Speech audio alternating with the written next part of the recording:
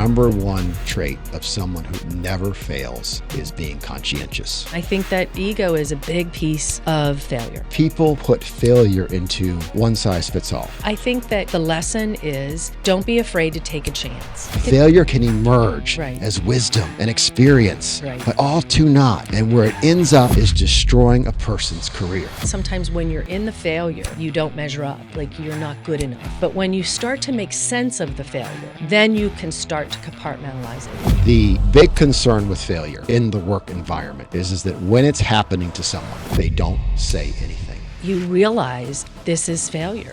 It hurts, and it takes a lot of grit and a lot of resilience to bounce back from that. The wisdom that you essentially gain from failure is much greater than the not attempting to do it and following your dreams. What was the greatest takeaway that you still carry around in your pocket now? I think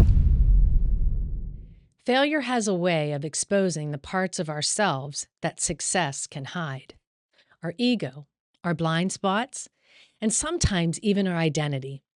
In today's episode, Tom and I share the raw stories behind some of our biggest failures, what they taught us about leadership, and why those moments became the foundation for our greatest successes.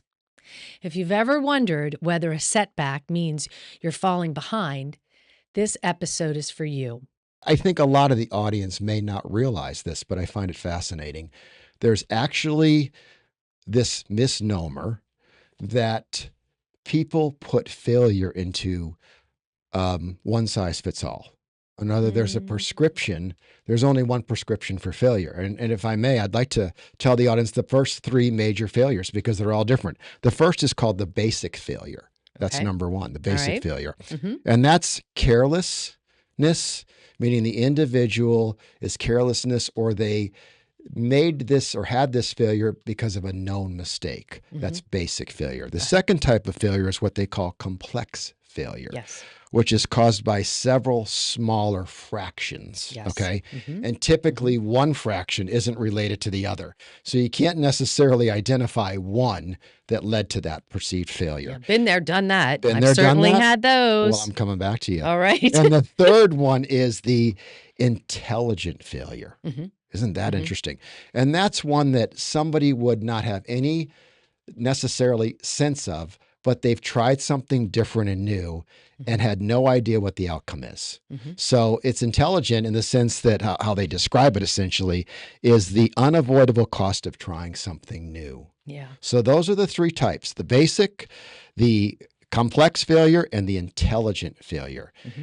Can you think of a time that you had one of those that you wanted to share?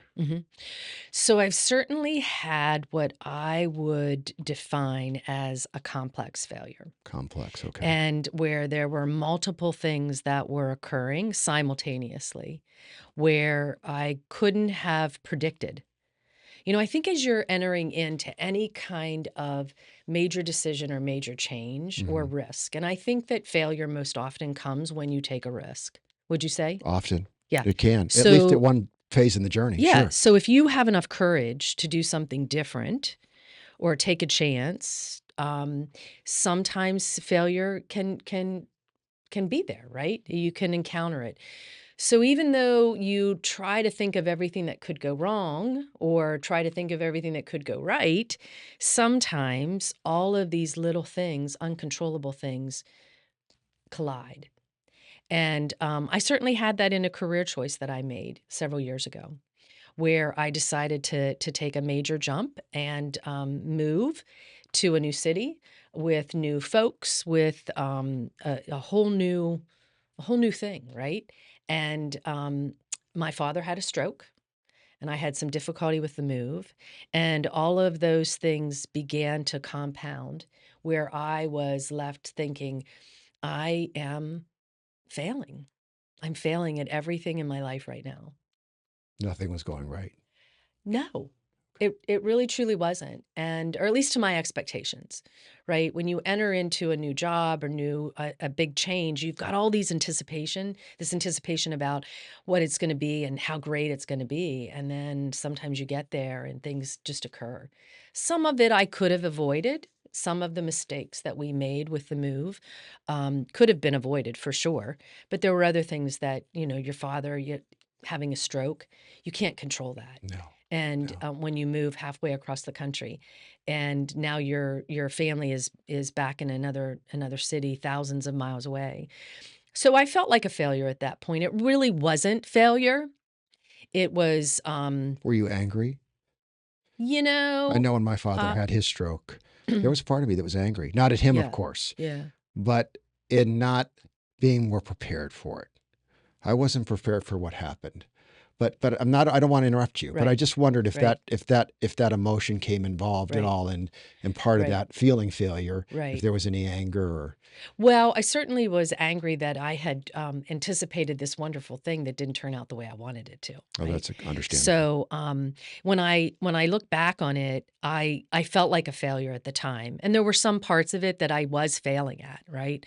I was struggling with the new job, with the new area, but I was mostly struggling with trying to balance my personal life with it as well.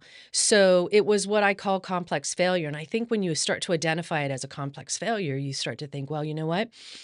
I don't feel so bad then, right? When you start to define failure, Hmm. I think it takes on a whole different uh, demeanor, right? You And you there's a start to make difference. sense of it, and I think that sometimes when you're in the failure, what comes with that is the raw emotion of feeling like you don't measure up, like you're not good enough. And Mm, that's where that goes in your head, right? But when you start to make sense of the failure, like why did the failure occur? Then you can start to compartmentalize it and say, okay, I could have avoided that. That I couldn't have avoided. What can I take? What lessons can I learn from that? And okay. what can I apply in the future to avoiding those, right? And learning from them. And I think that's exactly what failure is. So what do you think is as you look back on it all, what's sort of that lesson that really sort of can help the audience with respect to, what do you suggest, like for people that are in the midst Well, of failure right I now or think, feeling that yeah, same I mean, emotion? I think that the lesson is don't be afraid to take a chance. And I think I recall you saying this to me years and years ago. I mean, like 20 years ago, I guess. You may remember, you may not. But you said to me, and I think your dad was the one that said this to you, Mm, like there are only a couple choices in your life mm. that Wow. that Wow. that come across your Wow. path You have. that, Mm-hmm. you can decide to either go for it Mm-hmm. or not. That's impressive. Do you remember telling me that? I do. I do. I just got goosebumps. Only because I just lost my father Yeah, recently, I know. and that was a long time ago. Yeah. What he said in those exact terms, which I appreciate you saying, is that there's only three doors that open up in your Yeah, there you life, go. three Okay. Okay. opportunities, Mhm. and be wise if Mhm. you open them or don't open them. And I think his philosophy was to open them if they felt right and go for it. You have Yeah. nothing to lose. The wisdom that you essentially gain from failure is much greater than the not attempting to do it Right. and Right. following your dreams. It's amazing. Right. And I've thought about that, Tom, so many times. I really have over the last 10 years. I've thought about you telling me that. And did I walk through the right door or did I not? And I looking back on that, I don't think I would have done anything differently. And as my sister tells me, there was nobody that was going to stop me from taking that major chance, that major change, that jump, that leap. And I wasn't afraid of making a mistake, and I wasn't afraid of failing. And I think that through that failure, I've learned so much. I really appreciate that, Michelle. And I think for me, as I'm listening to you convey this to me, I think that you had a profound, I wouldn't take it back. And I think Hmm. a lot of people might. Hmm. What do you think was the greatest reward out of it, all of it? Because when you have a strong statement, like, I'm not going to take it back, something had to emerge, something had to come out of that, all of that, some of it unfortunate for Hmm. sure, Hmm. experience. What was the greatest takeaway that you still carry around in your pocket now? Well, good and bad. I mean, That's okay. when you're succeeding and you're succeeding, right?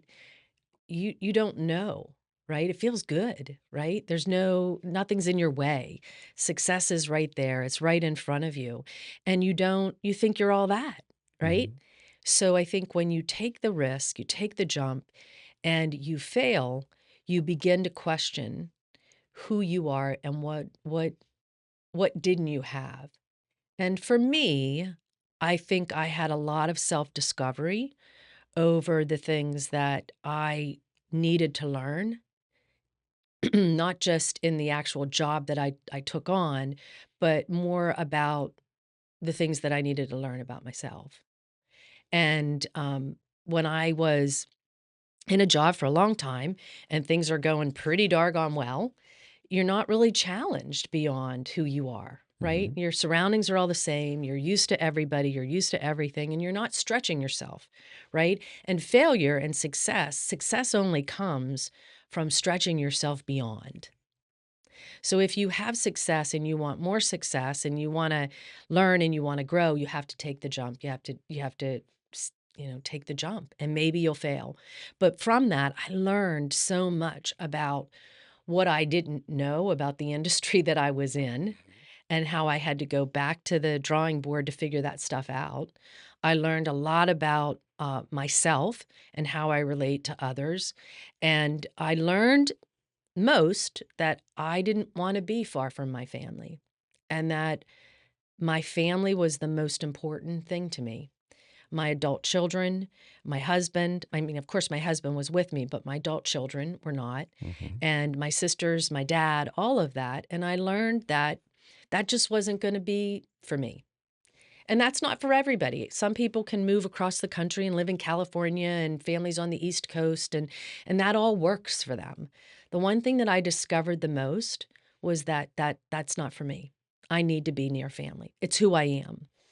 There's an interesting study that I think, with regards to pressure, I think it says that 50%, it does, it's at least 50% people within 18 months of getting a promotion don't make it. And what often, and the moral of the story there is that with tremendous pressure comes those lessons in failure. And when people identify it as you did and are aware of it and understand it and recognize it's actually happening, Hmm. okay, and take time to perhaps review some of these things that we're going to cover today, it can paint a more clear picture. It's not all doom and gloom. It doesn't all have to hide in secrecy. It Right. doesn't all have to be under the veil. It, Failure can emerge right. as wisdom Right. and experience, Right. but all too not. It's hidden secretly, and where it ends up is destroying a person's career. Agreed. Agreed. And it goes back to what we talked about with the levels of leadership, Tom. You said about the 18 months after a promotion. When we talked about the levels of leadership, we talked about as you move up through an organization, everybody hits a roadblock, right? At some Mm-hmm. point or Yes. another. Yes. And it's at that point where they decide whether or not they're going to achieve or they're going to stall. And if they start to stall, get some help, figure it out, ask for help before comes to failure. It's a great point, Michelle. I'm glad you're Yeah, saying that. yeah. People don't ask for help. What a profound Well, thing that wasn't in the study, yeah, by the way. yeah. All these things that people, we've talked about this before. People Yes, we fail have. to ask for help. Yes, yes. And Well, 90% of the time, people are and always I willing to think help. that goes to our ego, and I think that ego is a big piece of failure. I think ego sometimes, I mean, I think you get to the point where you don't ask for the help that you need, and because you're stubborn and because your ego is in the way, you fail, Well, that was the right? most costly Whether failure you in my go life. Yeah. right. Well, so $75,000. tell me about that, I Tom. mean, Tell me it's, about that I don't experience. mean to be trivial with the money. I'm just saying that's what it literally cost me. Back in the day, I thought that $75,000 was the most important lesson with respect to failure. It's interesting how I defined it all because I lost that money. And And tell it was the tell me about smallest that. part of it. Yeah. Well, As you Tell the know, I'm an audience because entrepreneur. I'm an the entrepreneur, entrepreneur, yeah. and I started a company, several years ago, and the company was a charitable company, which wouldn't surprise I you. know. It doesn't surprise me a And bit. so there was no money to be made in the company. It was all to go back. And long story short, what ended up happening is that I emerged into an area that I knew nothing about. It was the beverage world. Mm-hmm. And the beverage world's a tough world. Yeah. There's a lot of competition, and there's a lot of big players. And long story short, what happened is that so we had to create the product, get the bottles designed, and so forth and so on. And it came down to the name. So I had labeled the product a name, and people didn't know how to say it. They didn't know how to spell it. Some Mm-hmm. people were making fun of it, And what happened was my ego. Mm-hmm. But you got to tell the audience why you chose the name. Well, I chose the name because of something without getting too specifics, Right. but But just I it was dedicated it it to a was legacy, right, essentially. right, right, And right, and it was a legacy to help me get past my grief. right, right. Tremendous, tremendous grief. And I dedicated this company and you know, that whole experience to for that reason. Mm-hmm. And so I took things very personally. Mm-hmm. And I had some very bright people around me. And I was very pleased about all the interns and apprenticeships that I had, and wonderful young people that were excited and vibrant and smart and intelligent. And we had a real blessing in being brought together. Um, but I took it personally. I often use an analogy when I see it, where someone's in an auditorium, which is small, and maybe they're giving a speech, and they get all the cheers in the world, and it's packed, and everybody's celebrating and encouraging them and exciting. But then you go to the big stage. Let's call it a national stage across the country, and it can change. It can change. You can get a false sense of success. Mm-hmm. There's a difference between a small stage and a big stage. Agreed. There's a difference between a high school auditorium and a convention center coliseum. So that being said, we were playing with the big boys and girls, and that wasn't the problem. The problem is that I wouldn't bend. My ego was too strong, and I was too committed to the brand and the reasons why. And even though good, intelligent people around me warned me, I didn't listen. And then the boom came. I had an attorney that came to visit me, Mm-hmm. and a high prominent attorney from New York City. And she sat me down and she said, "Well, guess what I just did?" And I had no idea. Mm-hmm. She did a focus group, Mm. totally unbeknownst to me. And she brought a group of 20 strangers in to her boardroom. Mm-hmm. And she had all the packaging that we had done, and she had the product. She had a taste test. She had samples, and it was check, check, check, check. Everything checked the box. It tasted better than the competition, and the packaging was beautiful, and the stuff that we were shipping it in, everything was just perfect until it got down to the name. Oh, Tom. And unfortunately, out of 20 people, 19 out of the 20 people said the name's got to go. Oh. And I sat there and I listened to her. And this was after I had spent $70,000. I was close to $75,000, about $5,000 away. And she said, "I can tell you're upset." Mm-hmm. And I Mm-hmm. was very Mm-hmm. upset. Mm-hmm. And she said, "I want you to do me a favor. I want you to go home, Mm-hmm. and I want you to do something for me. Have you ever thought of another option or plan B? Have you ever thought of a different way to do this?" Mm-hmm. And I said, "No, why would I? Why would I possibly ever do that? This Mm-hmm. is why I did it. This is the reason why." And she said, "I understand that, Mm-hmm. Tom. I understand that." But here I was still fighting, Mm-hmm. even after a year and a half. Mm-hmm. And she said, "Well, I just want you to do me one favor. Mm-hmm. Go home over the weekend and think about the other possibilities Mm-hmm. that you've never thought of before." Mm-hmm. And I did. And I got those interns together on a Sunday afternoon. There were 8 of them. And we sat down. And the depth and breadth of their wisdom Mm-hmm. Oh, and their intelligence was tremendous. mm-hmm. Not only were they supportive of me after I had said, no, no, no, no, no, we're going to do it this way, they're going to do it this way. Who teaches who? The child teaches the adult at some point. The youngster teaches the person who, is too blind to see it. So not only were they emotionally supportive of me, but they sat there and they came through a list of all these intelligent, smart things that were so positive and encouraging. Mm. And I sat there at that moment and I said, why did I fight this so much? If I would have just let it go and been open to the process. Yeah. And some of what they came up with was right in front of me, Mm-hmm. but I just didn't want to hear it. Yeah. So after that meeting, which was very emotional, I closed the company. Why I didn't you paid move? them Why all didn't you, why didn't you move forward? the money that we had left, because by that time, I needed to pause. I needed to really reflect. We had, we were at this is what makes it so interesting. We were right at the edge of hitting it big. But I needed to grieve my failure. Not my losses, my failure. Yeah. Sometimes you have to grieve, not just a death. You have to grieve what happens to you in life. You can't just jump into life and celebrate and be joyful, which is wonderful. Isn't it? It comes so naturally. Joy, when we know it's happening to us, comes so beautifully and naturally. Mm-hmm. We never want it to leave. Yeah. It's so powerful. Yeah. We want to hold that moment for the rest of our lives. And we want to keep repeating that over and over and over again, right? We don't want these moments to ever come. But they do, one after the other, just like joy does.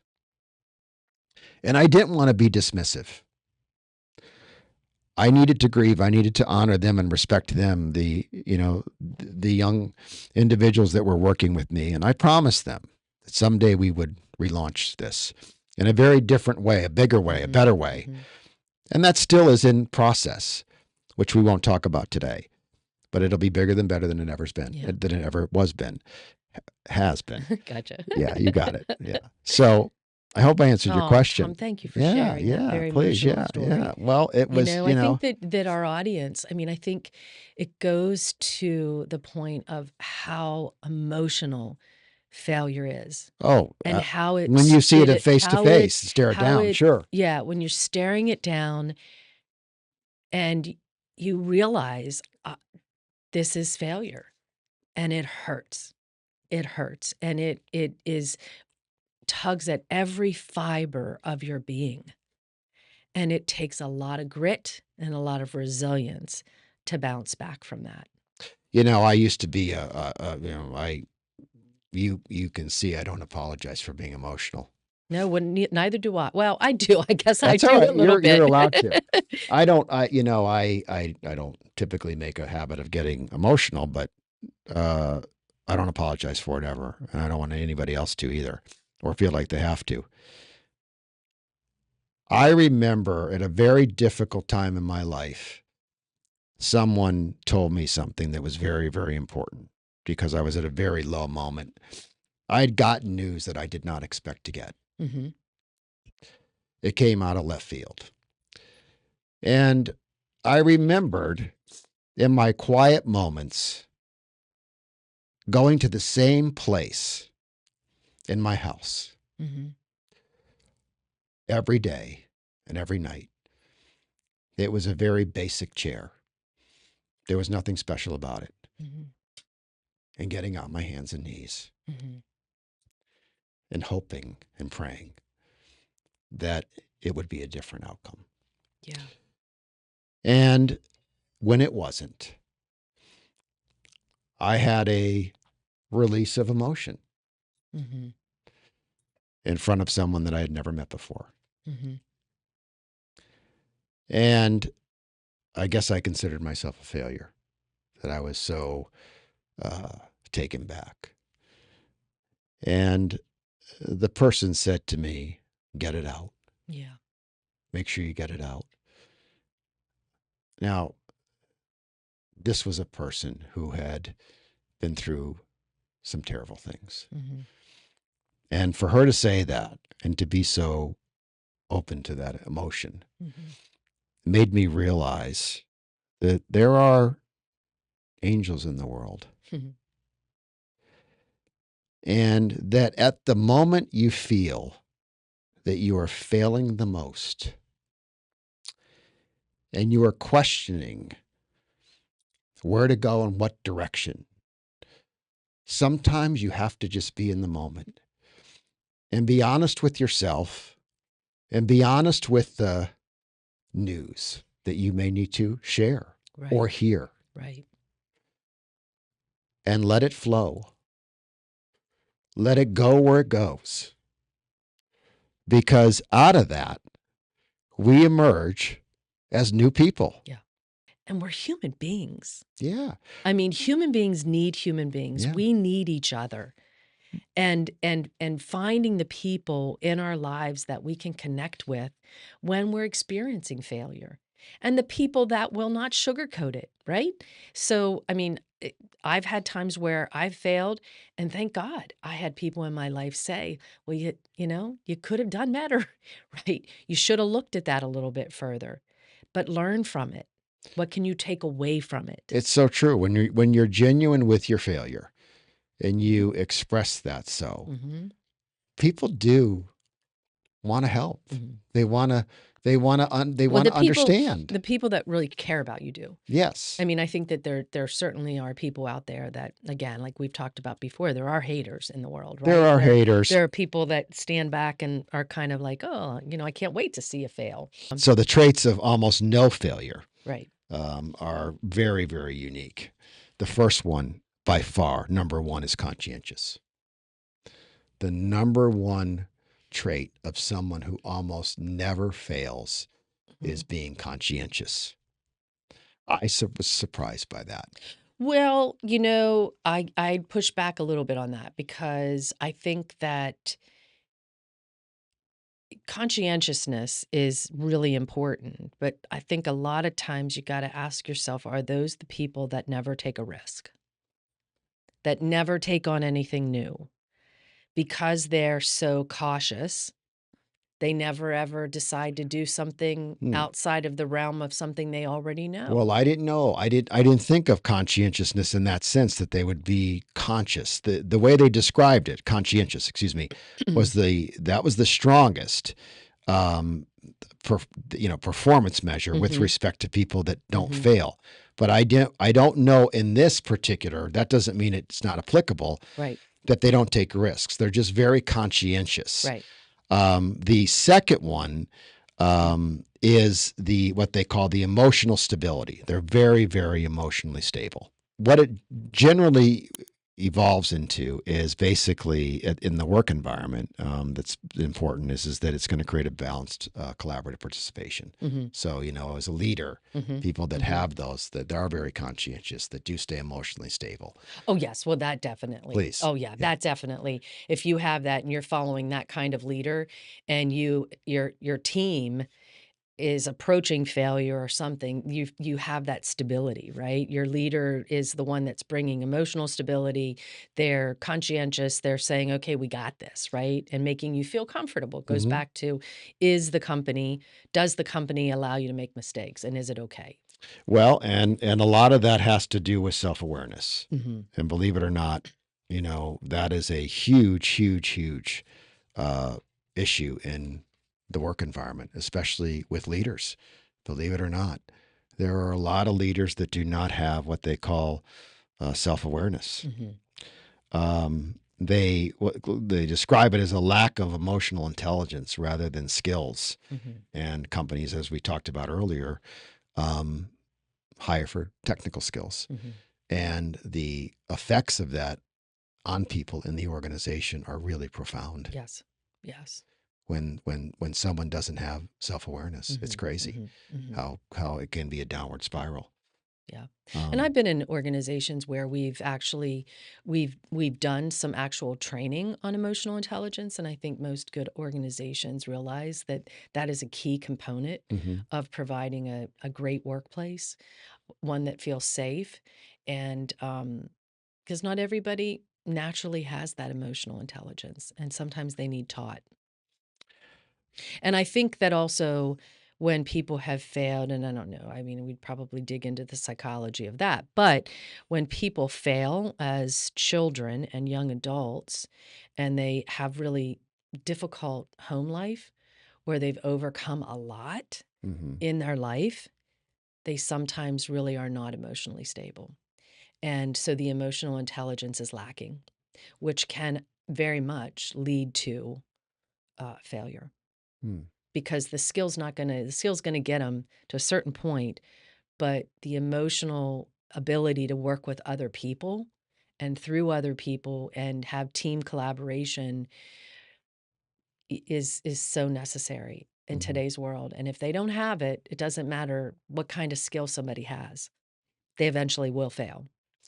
Well, I mean, there's so much depth and breadth to this subject. Yes. As we dived into the research and the data, it was enlightening on so many levels, but it was also a little daunting Yes. that some of the low-hanging fruit is still being missed in corporations and in companies. Mhm. It's still a focus on technical skills. And I think that people need to be able to question things, and they feel like they can't question things, Mhm. which is another huge issue with failure in the work environment, particularly when it comes to communication. People think everybody understands how to communicate in the work Mhm. environment, Mhm. and Mhm. people don't. Mhm. Mhm. I think when an organization spends the time, the real time to understand their core values and what they believe in and how they expect everybody to operate, and everybody has the knowledge going in. This is how we That's operate, great, right? Michelle. I love that. And if and I mean, but it takes a lot to hold accountability to that, and I mean, it's not easy. But if you have a common language, it makes it a heck of a lot easier to have better communication and where people feel I safe. really like They that feel common like language. Yeah, it's great. that they belong and that they can make mistakes and that it's an environment where we can grow together as human beings. It's a clear expectation. Yeah. Thank you. Yeah. So yeah, so People are thanks for having people are experiencing yeah, failure. We want so to hear from them. You just know? know that you're not in it alone. No, We've all had them. We've all had failures. Failure is I hate to say it that it's good, but it is good. That's how we grow. We can't grow as human beings if we don't fail. So take the risk. Just be aware of it, right? We're all on this journey together. Subscribe. oh We yeah, want you to absolutely. subscribe. YouTube, Like, Spotify, like. Apple, like the podcast, forward it on to If somebody you have some else. feedback on failure, please Yep, share it in the yep. We want to comments. hear it. We want Yep. to hear it. All right. Take Thank you, care. everybody.